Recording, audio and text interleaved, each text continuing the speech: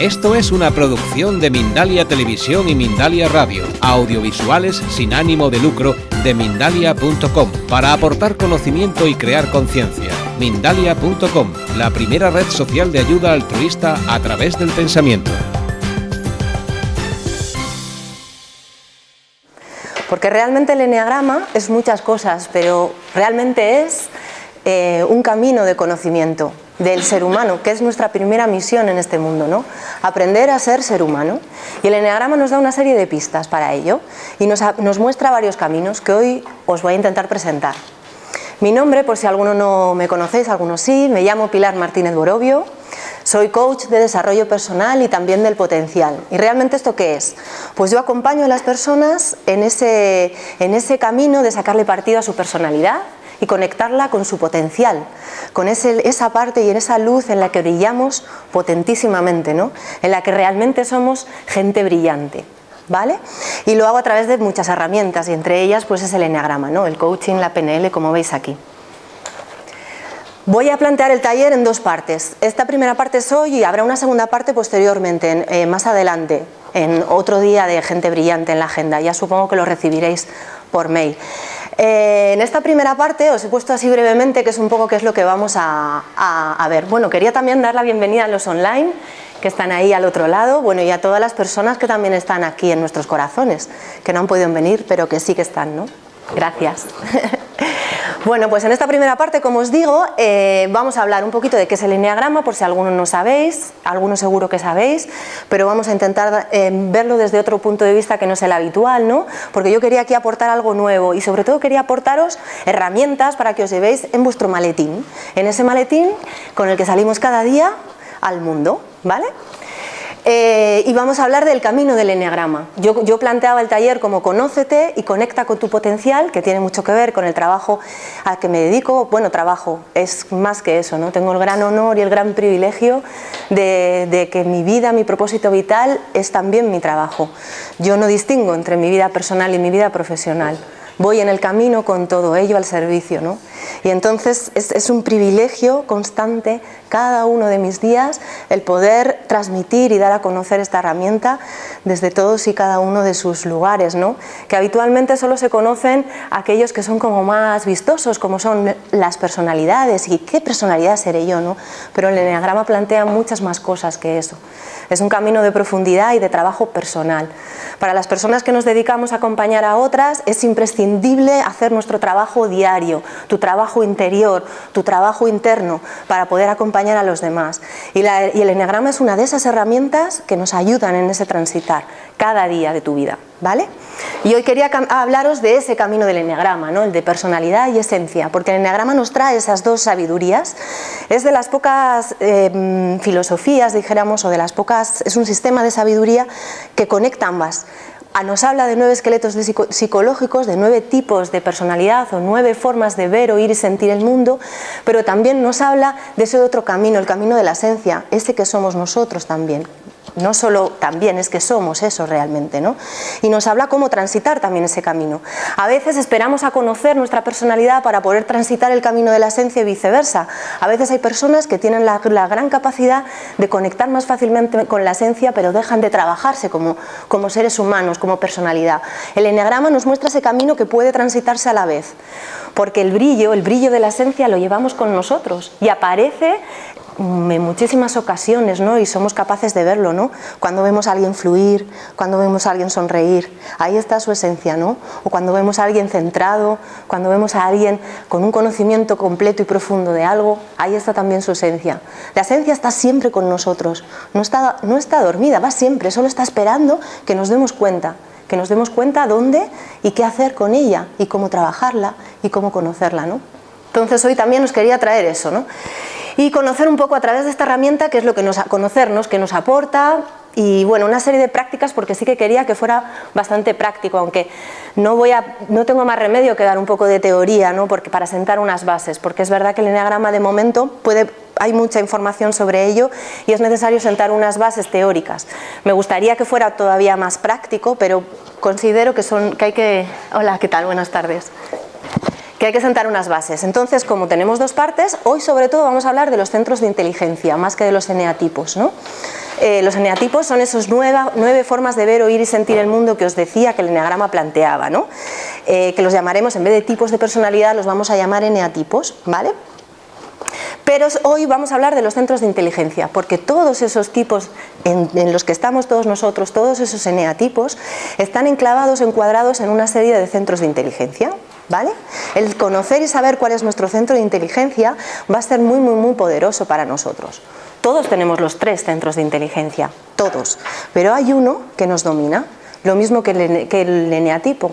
Todos somos todo, todos nos comportamos en un momento dado de igual manera, pero hay uno que nos domina. Lo que nos diferencia es el para qué, la motivación esencial que hay detrás de eso que hacemos, que hay detrás, cuáles son nuestros patrones inconscientes, nuestros mecanismos de defensa, nuestros miedos básicos, nuestros deseos. Todo eso es esos 9 esqueletos psicológicos que nos plantea el eneagrama, ¿no?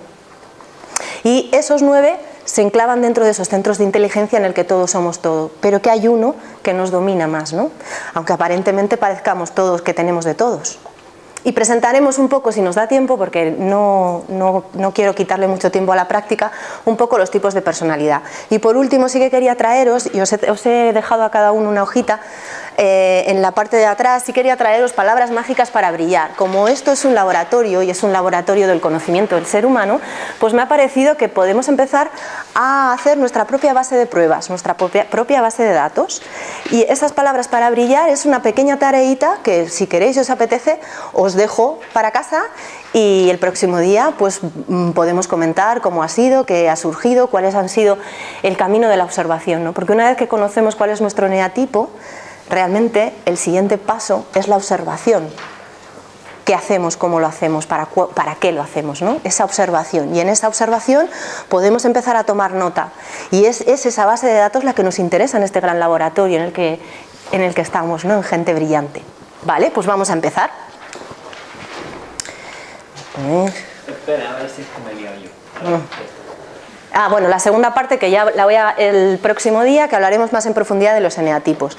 Y sobre todo, una cosa muy interesante de los eneatipos, que luego veremos el mandala, que es el símbolo del eneagrama, que nos muestra no solo qué tipo de personalidad puede ser la nuestra, sino una vez que conocemos nuestra personalidad, sabemos, o el eneagrama nos muestra un gran oráculo. Es como si tuviéramos todas las respuestas para nosotros.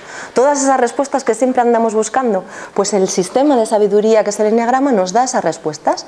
Los caminos que pueden ser más sanos para nosotros y los caminos que son no tan sanos para nosotros, pero que hacemos de manera inconsciente. Pues el eneagrama los muestra como si fuera un gran mapa. Es una gran hoja de ruta para cada uno de nosotros. Por eso por eso os digo que es tan potente y es una herramienta tan interesante de autodescubrimiento, ¿no? Sobre todo al principio del despertar, al principio del camino de descubrir realmente cómo eres y para qué, y toda la extensión y cómo te relacionas con los demás, o qué es lo que te perturba de los demás y cuál es el punto donde siempre encuentras ahí la misma piedra que una y otra vez vas hacia ella. Pues en ese momento el eneagrama, la verdad es que es una de las herramientas más potentes que conozco. Por eso yo me dedico a conectar eso y a poner a la gente en ese camino, ¿no? A partir de ahí mi trabajo termina. ¿Y qué es gente brillante? Bueno, pues para los sufíes, que es un poco la filosofía de la que parte el eneagrama, que luego os contaré mínimamente un poquito sobre cuáles son sus orígenes. Para los sufíes, el gente brillante, o realmente la conexión empieza con esa frase, ¿no? Comprender el diseño de la cerradura que nos mantiene presos puede ayudarnos a confeccionar la llave que puede abrirla. Claro, el diseño de la cerradura es nuestra personalidad. Comprenderla nos libera. Nos libera. Cuando comprendemos cómo somos y para qué actuamos, empezamos a liberarnos de esa identificación que hemos estado construyendo a lo largo de todos los años de nuestra vida. Y cuando llegamos a comprenderla, empieza el camino de la desidentificación, que esto os hablaré un poco más adelante. Vale, ¿y de qué color son nuestras gafas? Ahora todo el mundo dirá, bueno, a ver, ¿yo cómo veo la vida? ¿Cuáles son mis formas de ver, sentir y oír el mundo, no?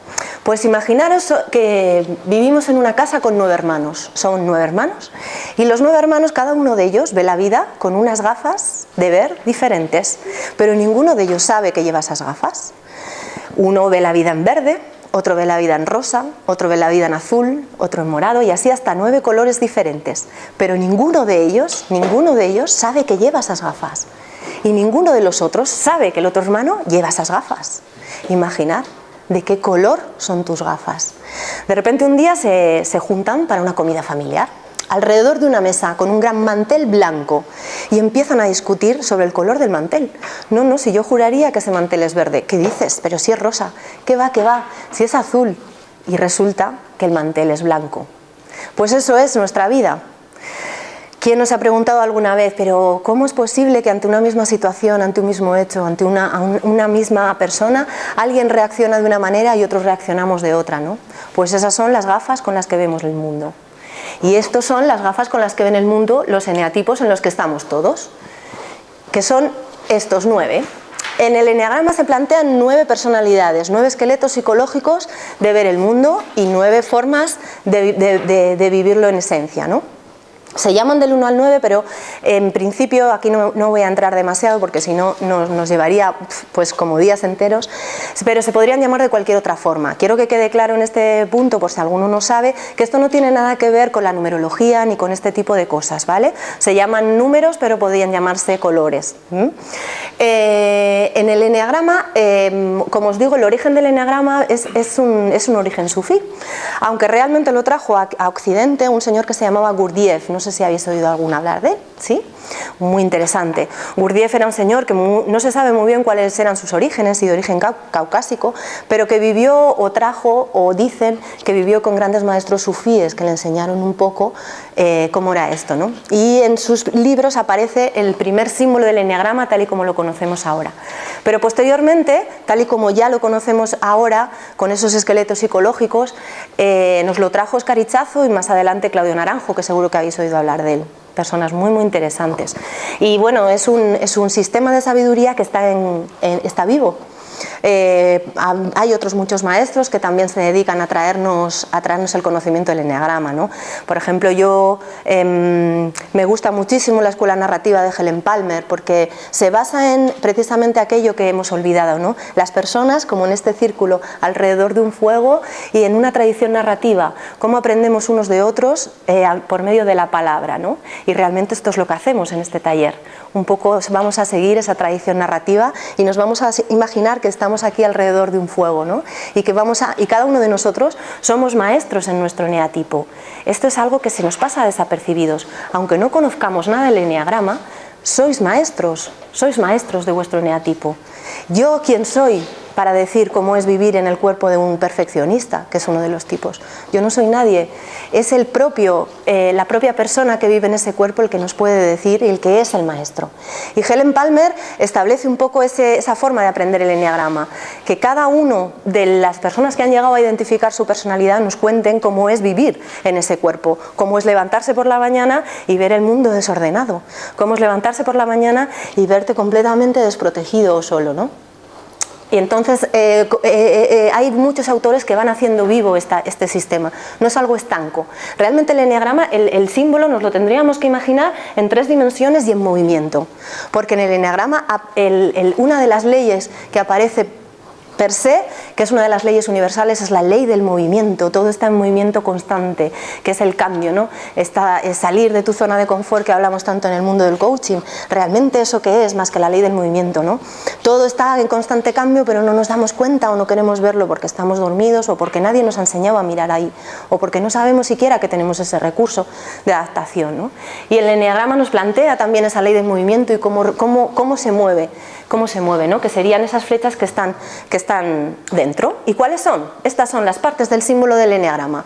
Por un lado está el círculo, que es donde están ubicados todos los números. ¿Por qué el círculo? Porque el círculo es la única figura geométrica que representa la igualdad, porque no hay nadie ni delante, ni detrás, ni arriba, ni abajo.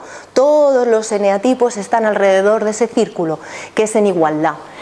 Luego está el triángulo, que representa en el eneagrama la ley del 3. El 3 es la unidad. El 3 es aquello que los seres humanos estamos llamados a trascender, porque en nuestra vida vivimos constantemente en dualidad, masculino, femenino, tesis, antítesis, religión, espiritualidad o ciencia, espiritualidad, siempre en dualidad. Y tenemos el privilegio en este momento de vivir un momento del despertar de la fuerza. Por algo La Guerra de las Galaxias, la nueva película, se llama así, el despertar de la fuerza. ¿Por qué? Porque está despertando esa tercera fuerza integradora, esa que va a unir a esas dos, porque realmente yo abogo siempre por la integración. El eneagrama es un camino como otro cualquiera, es mi lenguaje, porque yo ahí me siento... Es mi lenguaje propio, cada uno tiene que encontrar su lenguaje, ¿no? Quizá a alguno el eneagrama no sea de lo que le resuene, pero sí le resuena otro tipo de sabidurías, ¿no? Todas son buenas, yo siempre abogo por la integración, ¿no? Y el eneagrama es un sistema integrativo. Y por último está la éxada. En la éxada, que nos habla de la ley del 7, que es otra ley universal, que si no habéis oído hablar de ella, pues podría hablar porque un montón, porque la ley del 7 lo que establece es las fases de un proceso. Realmente están incluidos todo proceso, todo objetivo que te plantees, tiene 7 fases, y el eneagrama nos establece en esa éxada cuáles son. Y tener conciencia de en qué momento estás y en cuál de esas fases estás es interesantísimo, porque tener la información es de alguna manera te prepara para esa situación y te hace vivir ese momento al 100%, ¿no? Y saber que en esa ley del 7 existen 2 momentos en que hay 2 fricciones, ¿no? En esas fases hay un momento en determinado número de fases que va a haber una fricción, que va a haber algo con lo que tengas que bregar, que va a haber una perturbación, ¿no? Y el eneagrama también nos cuenta esto, aunque parezca mentira. Cada uno de los eneatipos se va a disponer, como lo habéis visto anteriormente, en cada una de las puntas de ese triángulo o de esa éxada, y el resto en círculo, porque todos somos todo, nadie es mejor que nadie ni nadie es peor, todos tenemos grandezas y todos tenemos dificultades, ¿no? Pero cada una las suyas. Vale. Entonces, el eneagrama, como os digo, nos muestra esos 2 caminos, el camino de la personalidad y el camino de la esencia. El camino de la personalidad, los 9 esqueletos psicológicos. Para el eneagrama, ¿qué es lo que pasa? Cuando nacemos, incluso antes de nacer, porque antes de nacer ya nos estamos comunicando en la tripa de nuestra madre, de alguna manera ya nos comunicamos con el mundo, o cuando nacemos en los primeros años de nuestra vida, de repente perdemos de vista un principio fundamental, porque cuando llegamos a este mundo venimos con todos, venimos completos, con todos los principios, ¿no? Somos esencia pura. Y en un momento dado perdemos de vista uno de esos principios. Y cada uno de los tipos del eneagrama va a perder de vista uno diferente. Y a cambio de ese principio que ha perdido de vista, va a creer otra cosa distinta. Las creencias que llamamos en coaching, ¿no? Pero esta es la creencia esencial, la creencia, la madre de todas las creencias. Es esa, la que sustituye a ese principio que pierdes de vista. Por ejemplo, el perfeccionista, vuelvo a hablar de él, porque es el uno, pero podría hablar de otro, ¿no? Perdió de vista precisamente ese principio, que todos somos perfectos tal y como somos. Y en su lugar empezó a creer otra cosa, otra creencia, ¿no? Que nada es perfecto, que nada es suficiente. Y de ahí nacen todo el resto de creencias que tiene a lo largo de su vida. Y a partir de esa creencia esencial establece o desarrolla un tipo de estrategia. Y esa estrategia son las capas de cebolla que llevamos con nosotros a lo largo de nuestra vida hasta que se produce ese despertar, ¿no? A veces el despertar se produce porque nos pasa algo importante y de repente nos hace plantearnos la vida de otra manera. A veces simplemente porque cae en nuestras manos un libro, o porque conocemos una persona, o porque venimos a una escuela tan maravillosa como esta, ¿no? Que nos abre un mundo lleno de posibilidades del conocimiento del ser humano. Y aparece ese despertar y empezamos a recordar. Y empezamos a hacer el camino de vuelta a casa. Es decir, empezamos a quitar cada una de esas capas de cebolla, ¿no? Para volver a ir hacia la esencia y volver a integrar aquel principio que perdimos de vista, ¿no? Porque la personalidad, que es ese esqueleto psicológico, es una máscara. Realmente nos identificamos con ella. Es mi nombre, mis cosas, mi cuerpo, mi religión, mi historia. Nos identificamos y creemos que sin esa personalidad estamos perdidos en el mundo y no somos nadie. Cuando realmente lo que somos en esencia es eso, una naturaleza esencial que brilla per se, solo que no nos acordamos, ¿vale? Pero también quiero romper una lanza por la personalidad, porque a algunos le llaman ego, personalidad o ego, ¿no? Habéis oído hablar, ego, alma, personalidad, esencia, nos plantea el eneagrama. Quiero romper una lanza, porque la personalidad no es que dejemos de ser lo que somos, y no es que dejemos de hacer lo que hacemos, no.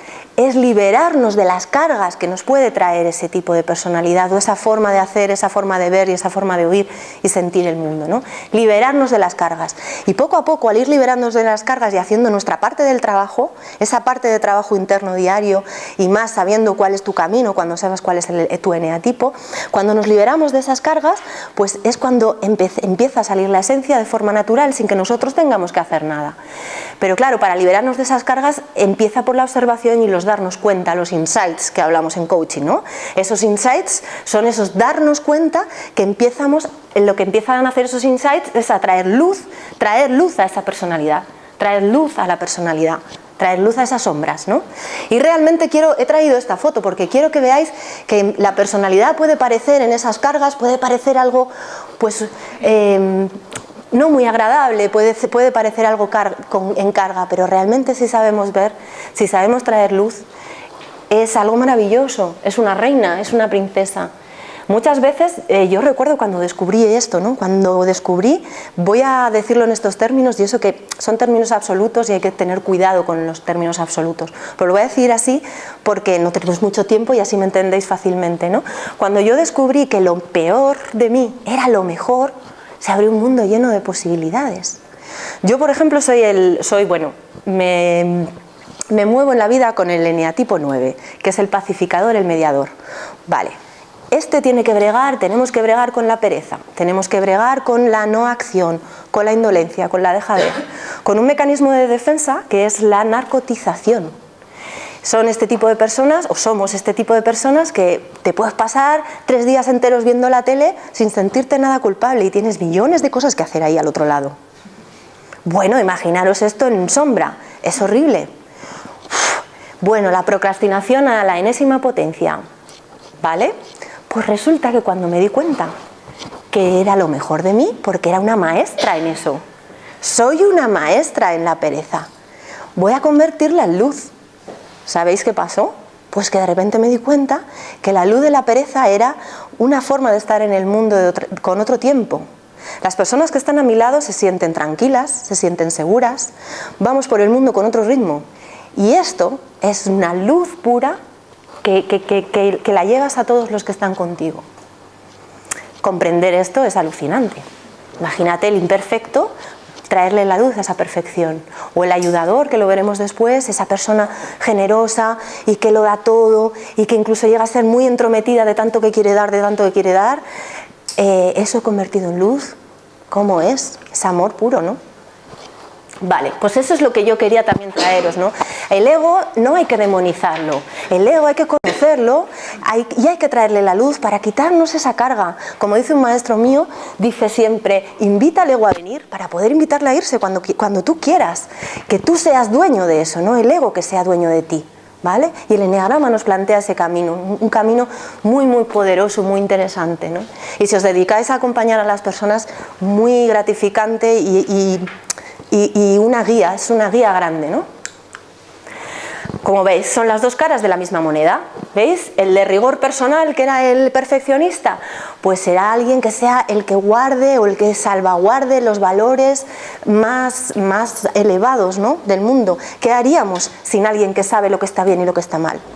Que sabe lo que es correcto y lo que no. Necesitamos a ese tipo de personas. No podemos estar sin ellas. Y el perfeccionista nos trae esas grandezas. Pero hay que traerle luz a esa parte de la sombra de eso, ¿no? La sombra de eso es una persona muy exigente y muy exigente con los demás, autoexigente, lo primero, pero también con los demás, personas rígidas.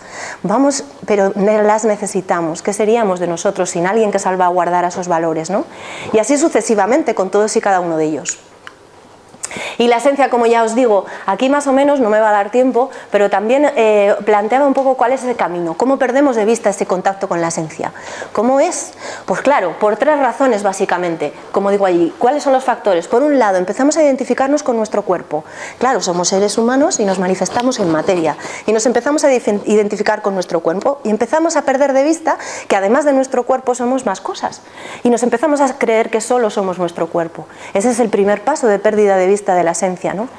Posteriormente aparecen esos inconvenientes del niño, que es lo que nosotros llamamos la herida primigenia. Esos inconvenientes pues son eso que pasa, que se pasa desapercibido al resto, pero que el niño vive como en términos de supervivencia, como en términos de vida o muerte, y que se le queda ahí, dijéramos, anclado como una herida, y es ese principio fundamental que pierde de vista, ¿no? Y que por eso establece toda esa creencia y toda esa estrategia. Y por último, también se pierde de vista el contacto con la esencia, dijéramos que es el último paso de la evolución de la pérdida de contacto, por la falta de percepción de nuestros padres en un primer momento, porque lo perdemos de vista bastante pronto, dicen que antes de los 3 años, y son nuestros padres con los que estamos, ¿no? O digo padres porque generalmente es con los padres, pero bueno, las personas que nos cuidan, les falta esa percepción de que ellos también son esencia, y entonces claro, nosotros que nos movemos por aprendizaje no sabemos que somos esencia porque no lo hemos aprendido, porque las personas de las que aprendemos no saben que lo son, y entonces perdemos de vista completamente el que somos esencia y nos quedamos dormidos. Es esto tan famoso, ¿no?, de estar dormido hasta que ocurre eso que ocurre y despertamos, ¿vale? Entonces pasar del modo uno al modo despierto. Y conocernos, ¿cómo es conocernos? Es conocer nuestro potencial, y yo sobre todo trabajo en todos y cada uno de los objetivos que traen los clientes, o que trae un taller, o que trae cualquier situación, siempre lo veo desde las 4 perspectivas posibles para mí. Hay 4 patitas en el mundo: la patita corporal, la patita emocional, la patita mental y la patita espiritual, ¿no? Y conocernos, necesitamos conocernos en esas 4 patitas. Sí o sí, porque si no, alguna queda desequilibrada. Podemos saber mucho mentalmente de cómo somos, cuáles son nuestras creencias limitantes y cómo cambiar esas creencias limitantes, pero resulta que no sabemos nada de cómo es nuestro cuerpo. ¿Y de dónde nacen las emociones? ¿De dónde nacen? Porque todos creemos que nacen del corazón. Del corazón lo que nace son los sentimientos. Las emociones nacen de las partes, de los puntos emocionalmente inferiores, ¿no? Dijéramos el primero, segundo y tercer chakras, alguno está relacionado con esto. De ahí nace la emoción porque es un instinto, y luego el corazón lo convierte en sentimiento. Pero quizá sabemos mucho esa creencia, pero no sabemos de dónde nos nace la ira, y no sabemos cómo es eso, ¿no? Pues el eneagrama nos da todas esas claves. ¿Qué nos aporta? Bueno, pues sobre todo, aquí un montón de cosas, ¿no? Cómo comunicarnos, por ejemplo, en la comunicación. Es tan interesantísimo, nos comunicamos. ¿Cuál es nuestro? Según el eneatipo, tenemos un foco de atención determinado. Además, tenemos unos puntos ciegos, es decir, aquello que todo el mundo se está dando cuenta, pero tú te crees que nadie sabe de ti. Y es obvio. Y además tenemos unos filtros, ¿no? Que es precisamente ese jueguito del teléfono. Yo te cuento a ti una cosa y tú le cuentas la misma cosa al otro de otra manera. Pues esos son los filtros, ¿no? Y cada uno de esos eneatipos se mueven en esas 3 tesituras en el mundo de la comunicación muy diferente. Y es interesantísimo conocer esto. No solo para ti, sino para la relación con los demás, ¿no? Eso sería una cosa, pero bueno, hay muchísima información del eneagrama que nos aporta. Y sobre todo nos aporta, y esto siempre lo repito porque es algo que es liberador, es comprendernos a nosotros, pero también comprender a los demás sin reproches, acompañarnos. La compasión puramente, no compasión de tener pena, sino compasión de acompañar. Nos acompañamos genuinamente. Es decir, cuando tú conoces el para qué esencial, desde dónde hace las cosas esa persona, dejas de sentirte agredido. Si la otra persona que está enfrente tuyo es el individualista, por ejemplo, por poner otro ejemplo, que es una persona que busca llamar la atención, que busca ser original, que busca ser diferente, en muchas ocasiones en grupo este tipo de personas a otras nos puede chirriar y podemos estar hasta el gorro de ese tipo de persona que está siempre en modo protagonista. Cuando sabemos su para qué, dejamos de sentirnos agredidos, dejamos de tener y sentir perturbación. Su para qué esencial es porque él no se ve a sí mismo, necesita que los demás le digan cómo es porque él no se ve. Él necesita sentirse individual, necesita sentirse que es algo o es alguien porque él no se ve, ¿no? Dejas de sentirte agredido, por lo tanto acompañas sin reproches, ¿no? Y un poco te quería traer el apunte para coaches porque es muy interesante, seguro que muchos de aquí, ya que estáis en esta maravillosa escuela, sois coaches o estáis en formación. El eneagrama, ¿qué nos trae? Pues nos trae una herramienta para un trabajo continuo contigo mismo, como os decía al principio, y sobre todo porque disponéis de un filtro desde el minuto cero, pero un filtro no solo para tus clientes, sino para ti. Esto de no meter mapa que decimos en coaching, ¿no? Tú sabes cuál es tu mapa y cuál es tu sesgo. En el enneagrama hablamos de sesgo. Y si lo tienes presente y lo tienes consciente durante tu sesión, todo fluye de otra manera, ¿no? No te tienes que plantear si metes mapa o no. Es de otra forma. Y por otro lado, tienes un filtro brutal. Imagínate la información que te está dando el cliente sobre sí, y esa información tú eres el que pone la linterna hacia dónde hacer las preguntas, ¿no? Y el enneagrama es la luz de esa linterna, ¿no? El coaching, dijéramos que es el método, y herramientas como la PNL o el enneagrama son la luz, ¿no? ¿Hacia dónde hacer esas preguntas? Si esa persona te está hablando de miedo, y te está hablando de miedo bastante, ahí hay una información brutal para él sobre ese eneatipo, el de la duda, el escéptico leal, el que el miedo es una de sus emociones principales, ¿no? Y tú puedes, si tienes esa sabiduría y le haces las preguntas adecuadas, puedes llegar mucho más fácilmente al meollo de la cuestión y trabajar. Yo últimamente me estoy especializando en sesiones express. No me duran más de 3 sesiones porque vas directamente al meollo, y más además con herramientas como el nuevo código de Quique, que puedes trabajar sin contenido. Imagínate, si esa persona ya viene, tú tienes el filtro, dijéramos la luz del enneagrama, y la otra persona no puede llegar ahí porque no sabe, pero te está dando millones de pistas. Con tus preguntas puedes trabajar, y con las dinámicas del nuevo código trabajas directamente sin que la otra persona tenga que decir hasta dónde y cuándo le pasó y cómo le pasó y qué es lo que le pasó, ¿no? Muy, muy interesante. Vale, pues empieza la primera práctica y a ver si nos da tiempo. Me gustaría, después de así como esta gran introducción, pero que sí que me parecía muy interesante sentar las bases, que empezáramos a trabajar con nuestra personalidad, qué eneatipo somos. Seguro que alguno que conoce el enneagrama sí que sabe algo, pero otros muchos igual no. Entonces vamos a seguir la pista. Me gustaría que en esas hojitas que os he dado escribierais así como rápidamente, sin que lo primero que os salga. Realmente lo primero que sale suele ser así como la reacción primigenia, ¿no? Que es como lo más dominante. Esas 3 preguntitas, y para los online pues las tenéis ahí, ¿no? La primera sería: descríbete con 3 adjetivos, los primeros que os salgan. La segunda sería: ¿cómo te describirían los que te conocen con 3 adjetivos? Y la tercera: descríbete en una situación de estrés con 3 adjetivos. Bien, hoy no os voy a presentar los eneatipos, aunque os he hablado un poquito de ellos cuando os he estado poniendo ejemplos. Os voy a presentar los centros de inteligencia, porque creo que es una buena manera de conocer los eneatipos desde otro punto de vista y mucho más fácil y más directa, ¿no? Y como no tenía mucho tiempo, pues me parecía muy interesante. A ver, los 3 centros de inteligencia, todos tenemos todos. ¿Y cuáles son? Ahí están. Los instintos, que es el cuerpo, que físicamente se va a ubicar aquí, ¿no? Dijéramos que es el segundo chakra, el hara, que le llaman los japoneses, ¿no? Donde entra y sale la energía, donde está el centro y el tronco vital, ¿no? Luego está el centro de inteligencia del corazón, que se ubica en el corazón, y el centro de inteligencia mental de la cabeza. Y ahí están los eneatipos que corresponden a esos centros. Se llaman triadas, nosotros les llamamos triadas. El 8, 9 y 1 pertenecerían a la triada del instinto, que es el cuerpo, el 2, 3, 4 al sentimiento, y el 5, 6 y 7 al pensamiento. ¿Qué quiere decir esto? Pues que en sus reacciones iniciales, donde van a tener el centro de inteligencia, es decir, las respuestas le van a venir de su centro de inteligencia dominante, aunque tenga todos los demás. Y esto nos da una información muy buena, porque puede ser que estemos trabajados, puede ser que tengamos presente muchísimas cosas de nosotros, sepamos, pero las cosas no terminan de ir bien y no sabemos muy bien por qué. Pues quizá a veces nos tenemos que preguntar si no están en desequilibrio esos centros de inteligencia, porque tú puedes tener uno dominante, pero nuestro trabajo es equilibrarlos. Tú sabes que todo, a los 9 que soy yo, me van a hacer de aquí, me nace de aquí, cuando tengo algún problema es el estómago, este tipo de cosas, ¿no? Las historias me nacen de aquí, pero necesito trabajarme los otros 2 centros también y tenerlos en equilibrio. Y a veces nos sentimos desequilibrados porque no tenemos esos 3 centros en equilibrio, ¿vale? Y hoy os quería traer cómo trabajar esos 3 centros. Bueno, no os va a dar tiempo de hablaros de dónde nacen esos tres centros. Básicamente nacen de tres necesidades básicas, ¿no? Dijéramos el 891, que es el centro instintivo, lo que necesitan es autonomía.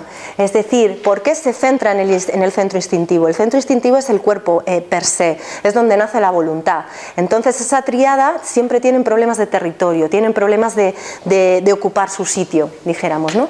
La tríada del sentimiento le nace porque tienen necesidad de relación.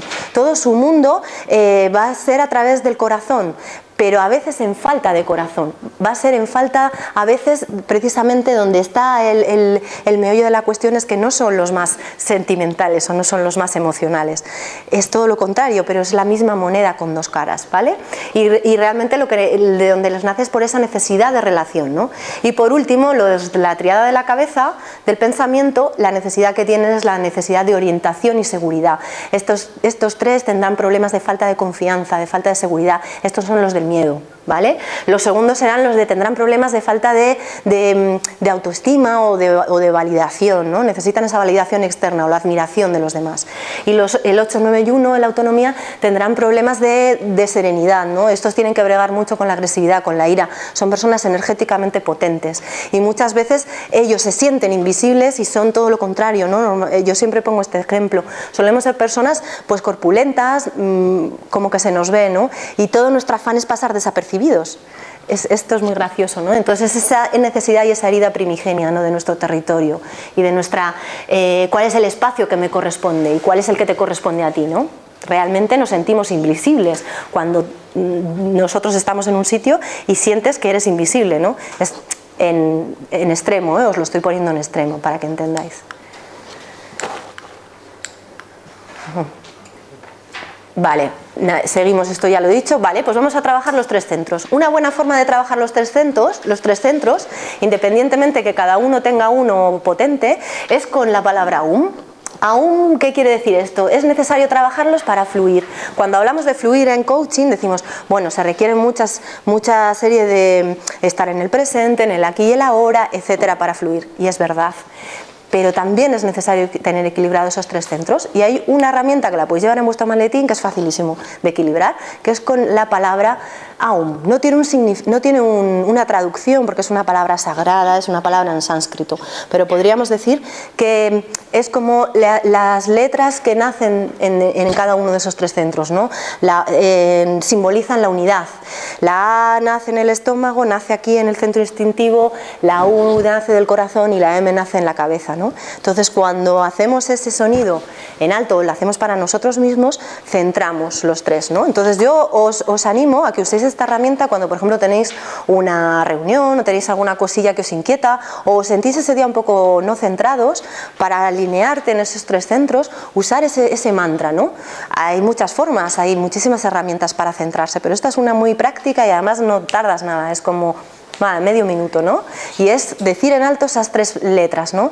Que es este símbolo. Dijéramos que la A sería el 3 y esto, que sería dimensional, la U sería el arquito, que nos habla de unidimensionalidad, y el punto sería la M, que nos habla de no dimensión, no espacio y no tiempo, no el todo. Dicen que es la sílaba con la que empieza y termina todo, ¿vale?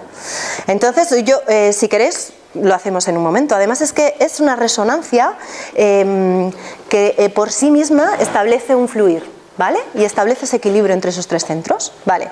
Entonces me gustaría que colocáis vuestros pies, desde que dejarais los bolígrafos, colocáis las plantas de vuestros pies en el suelo, vuestros hombros relajados, vuestras manos encima de vuestras piernas y empezaréis a respirar.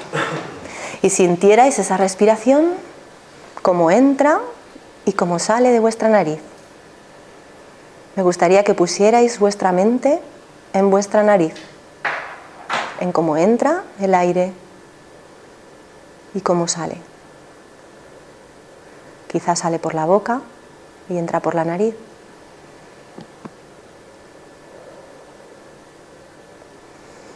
Hacer 3 respiraciones profundas y a la tercera podéis cerrar los ojos si queréis, para que la resonancia sea todavía más intensa.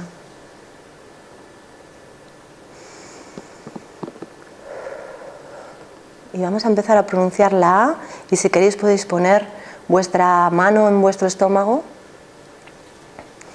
y la otra mano en el corazón y empezamos.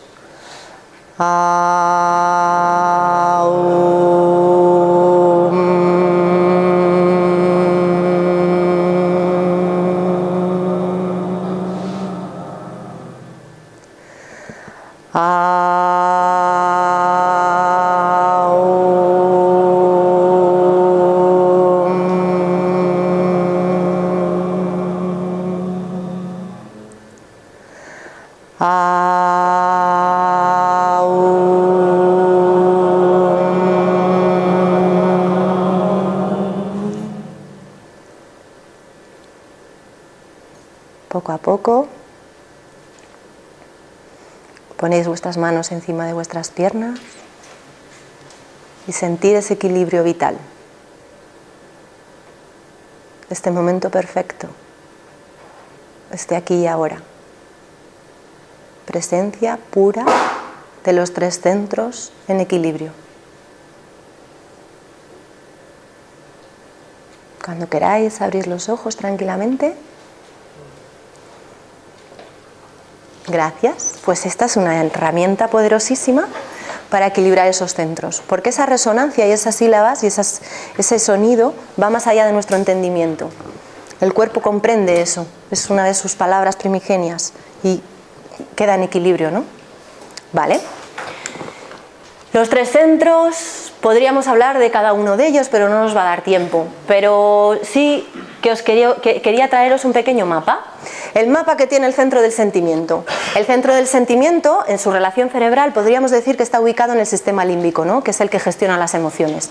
Es él el que verdaderamente tiene problemas emocionales, ¿no? O que tiene perturbaciones, o que siempre está ahí como su talón de Aquiles. Entonces, nace, dijéramos, en ese sistema límbico. Su objetivo es obtener el reconocimiento y el afecto. ¿Cuál es su interés? Su preocupación.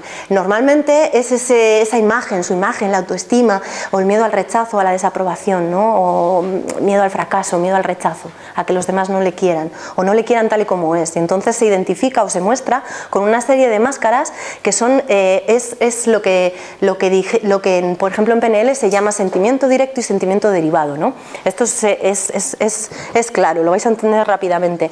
El sentimiento directo es el sentir genuino que te produce algo, una experiencia. Por ejemplo, vas esquiando y el viento en tu cara, el sonido de los esquís, el frío, la emoción, ¿no? del cuerpo vibrar. Ese es el sentimiento directo.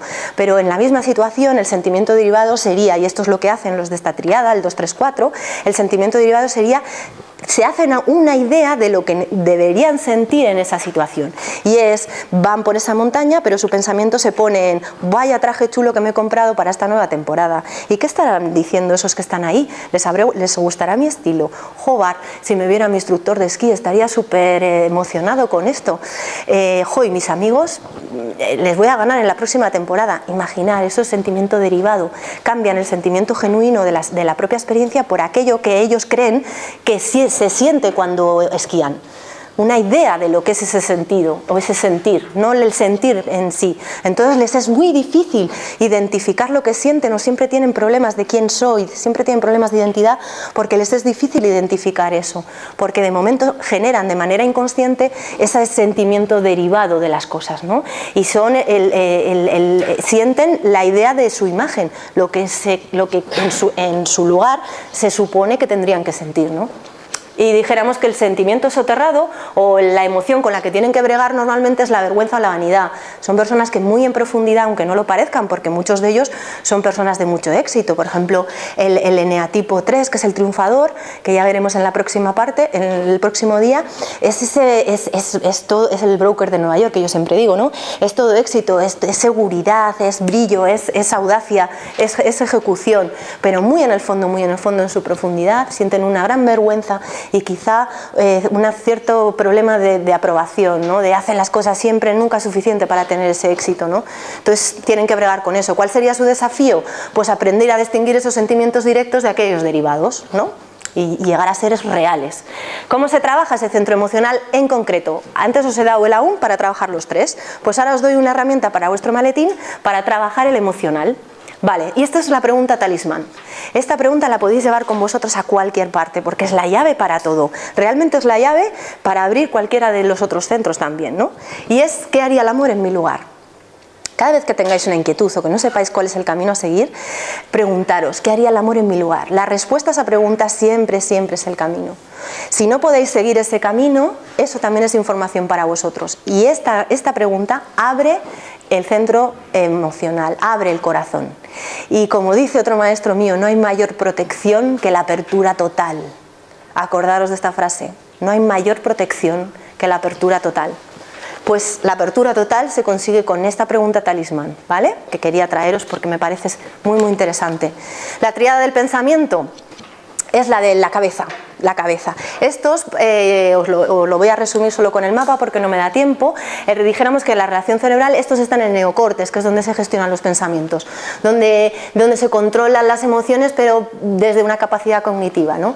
¿Cuáles serían sus problemas? Sobre todo inseguridad y ansiedad, el miedo. Y la anticipación, son personas que se anticipan mucho, siempre ven problemas, peligros, o dificultades, ¿no? Se anticipan. Porque claro, imaginaros cómo es vivir constantemente pensando que hay un depredador ahí fuera y que hay una inseguridad total. Entonces son personas que muchas veces también les resulta muy difícil en su proceso de toma de decisiones, les resulta muy difícil, son la duda en persona, pero claro, ¿cómo van a decidir? Si el mundo que les espera es esa proyección que ellos creen, que es un mundo lleno de miedos, ¿no? O lleno de inseguridades. Por eso buscan esa seguridad. ¿Cuál sería su potencial, su crecimiento, su desarrollo? Pues sería, realmente estas personas buscan la autoridad fuera. Son estos que de repente, ellos en un segundo sí que toman la decisión mental de algo, pero al minuto cero vuelven a ponerla en duda y le preguntan a alguien, oye, ¿tú qué harías?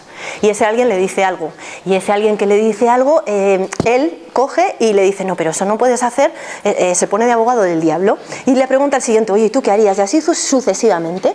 Y entonces tienen una mente parlanchina y se olvidan de su verdadera esencia, que es la mente callada, lista y despierta.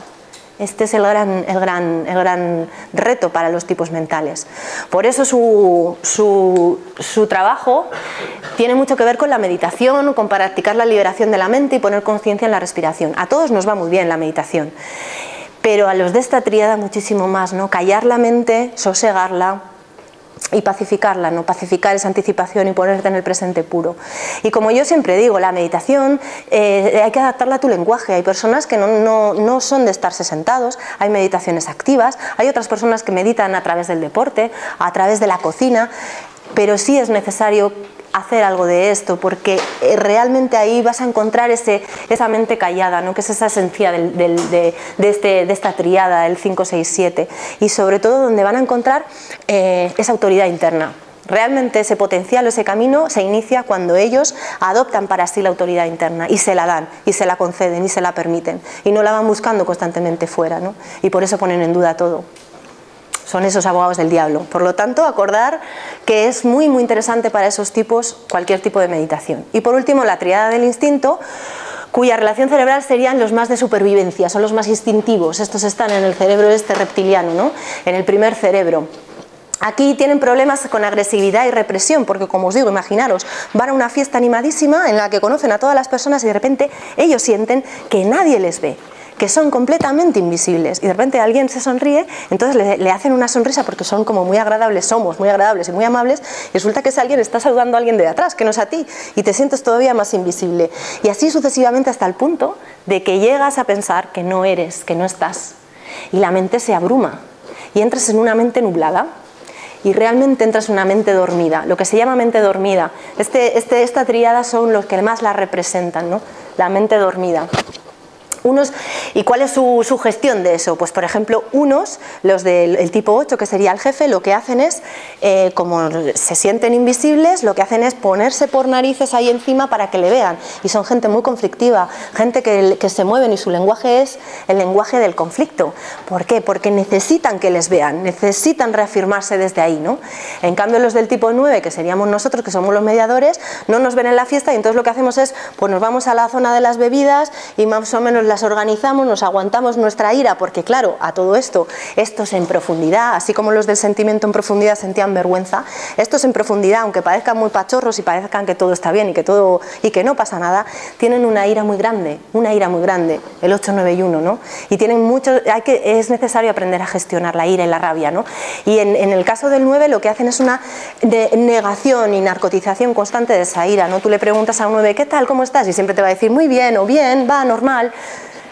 Y realmente no es así, ¿no? Entonces en esa fiesta pues nada, niegan que están enfadados y bueno, y de alguna manera igual indirecta sí que se muestran enfadados. Y el 1 sería el perfeccionista, lo que hace en esa fiesta es va donde la mesa de las comidas, que la ve completamente desordenada, y se pone a ordenarla y a ponerla todo bajo control, porque esa es su manera de centrarse y de gestionar esa ira que en este caso la reprime, ¿no? Entonces para esta triada es muy muy interesante el trabajo de anclaje y centramiento del jara, que no nos va a dar tiempo de hacer, pero sí que en otra ocasión lo haremos, que es muy interesante, que el jara, como os digo, está en el segundo chakra, que es donde entra y sale nuestra energía vital, donde está nuestro centro corporal. Entonces sería muy interesante que pusierais conciencia de ese centro vital y de ese centro energético, y desde ahí notarais ese calor y esa presión, porque todos la tenemos, ¿no? Independientemente que seamos ese eneatipo o no.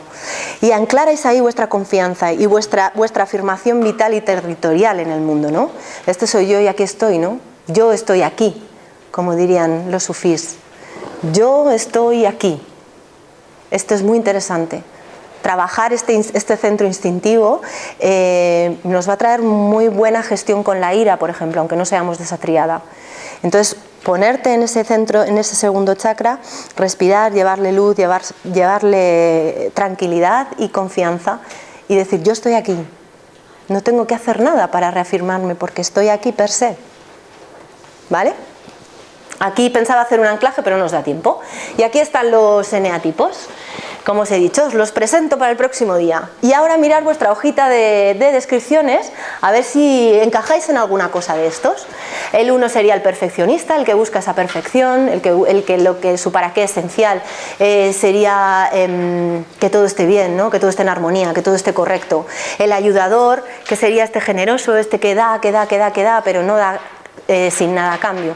Normalmente quiere algo a cambio, pero no material, ¿no? Quiere un reconocimiento, algo así, ¿no? Normalmente este tipo se ubica mucho en las madres, estas que te ponen tuppers para ir a casa y que te lo comas todo y de alguna manera dan y necesitan recibir amor a cambio. Es su manera, es su lenguaje de darte amor, ¿no? Dando, pero necesitan esa reciprocidad. Y a veces el 2, si no le dan esa reciprocidad, entra en su camino insano, que se va al 8, que es el agresivo. ¿Y qué es lo que hace? Venganza.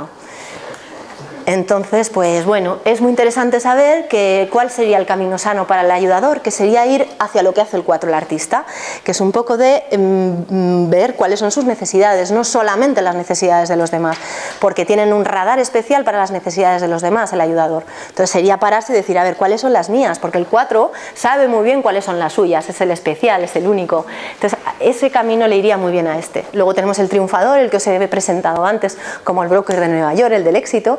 Aquí en muchas ocasiones está tan seguro de sí mismo y vive en ese parecer o en esa imagen que se olvida realmente de cuál es ese sentimiento genuino y primigenio. Y le vienen muy bien las luces del 6, que es el leal. ¿Y cuáles son esas luces? La duda, entrar en duda. Que un triunfador entre en duda está súper bien, porque no todo es blanco y negro, no todo es éxito. Poner el foco en el proceso también es necesario, ¿no? Y el 6 pone el foco en el proceso, por eso le cuesta tanto tomar decisiones. El artista, que es el único, también os lo he presentado, que es ese que quiere sentirse especial. El pensador, el 5, el observador, son esas personas aisladas, que son como eremitas, que son más o menos austeras, que no necesitan prácticamente casi nada para vivir, porque todo lo que necesitan, el poder, están en la información.